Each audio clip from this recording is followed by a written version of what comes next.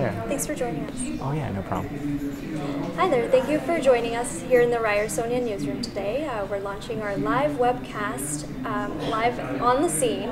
We've just been privy to the announcement of the new Pope. He will be Pope Francis, and he was the Archbishop of Buenos Aires in Argentina, which is a big announcement, having a Pope from South America become the new Pope. And we do have Michael Chen with us today with the Ryerson's Catholic Students Association. Thank you for joining us, Michael. Oh, thank you. Yeah. For joining us today with this big announcement coming out. Can you tell us a little bit about Ryerson's Catholic group and how many of you are there on campus? Well, Ryerson's Catholic Students Association, we are here on campus. We put on events, prayer events. We do a lot of outreach work, volunteering as well. And there's approximately around 300 of us that are current members on our group roster. Yep. And what are some of the issues and events on campus that you focus on? Well, really, we just provide a space for students to have prayer, get to know one another. Let me see, like this semester we've had a session where we learn about different forms of prayer.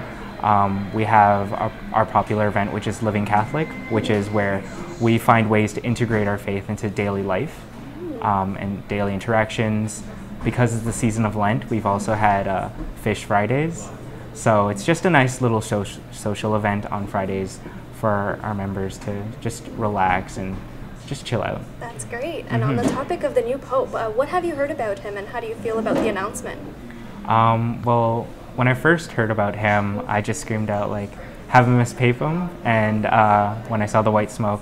And I believe Pope Francis is from Argentina, like you mentioned. He's of Italian descent, and he's also the first Jesuit Pope. And tell us a little bit about that. I know you were talking to me previously about a couple of things that means. So what does it mean to be a Jesuit Pope?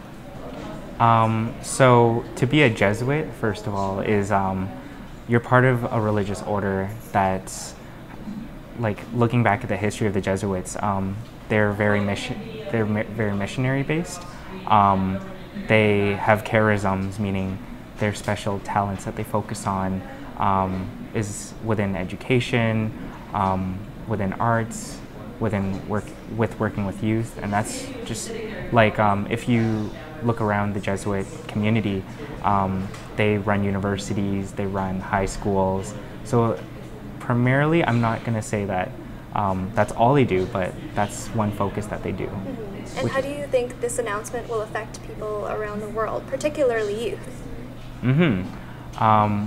Well, I think that people are overjoyed right now. I think they're welcoming this new Pope. And because it's the season of Lent, it's just a time of renewal, and we have this new Pope. It's like renewal of the church overall. I think for youth, the last announcement for Pope Benedict, I was kind of like a small child back then, so I wasn't really aware. I was aware, but I didn't have that maturity yet. And I think now, while I'm a teenager and I have this new announcement, I've been following up, I've been knowing what a conclave is. It's just, I think youth right now, like, we can associate better, like it's more relevant to us. Thank you so much. And do you think we can expect a few more liberal policies from Pope Francis as opposed to maybe Pope Benedict's reign? Ultimately, that depends on Pope Francis, but he did do a lot of work in Argentina, and hopefully he continues that in terms of the leadership with the Catholic Church globally. Anything else that you'd like to mention, just in terms of how you're feeling about this announcement today, how maybe the Ryerson Student Association is celebrating today? So while we're active on Twitter and Facebook, I've just got a call from another friend who he's on the association, and we were just overjoyed, like it's the second day of the conclave and already a person was elected, which is good.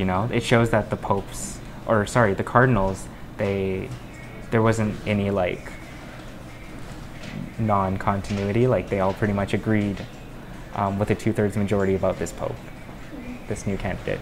And where do you see Pope Francis's reign going forward? What do you hope comes out of his reign as pope? I hope that he relates a lot to youth, and I hope that he'll work with other groups around the world, so not just the Catholics, but outreaching to different religious organizations, different groups of people overall, and just expanding the church overall, doing a lot of dialogue with other groups. Thank you so much, Michael, for joining us. And we'll have more updates as they arrive, with Pope Francis having just been elected the new Pope of the Catholic Church around the world. Thank you so much for joining us here at the Ryersonian.